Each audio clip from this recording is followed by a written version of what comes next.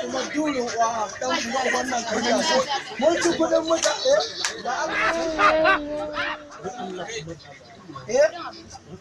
wani kudin abinci kike magana ke baki san waye ne ba kai baka ga kowa ya ci biya yake ba sai kai zara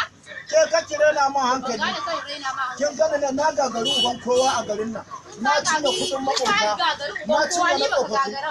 kuma kai yaran nan ku taso na zara suka ba wani abu da za a gudu Allah to me kika saki me kika saki na san dan uwan nan san da kuna ina ne za a yi rashin mutunci a wajen wai wanda zaki kira wanda za ta kira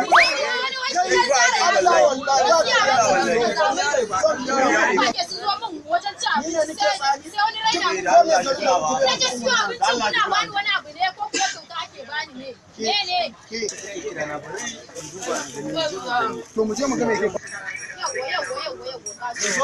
ya aka yi ne kai ƙarya ne ba ƙarya ne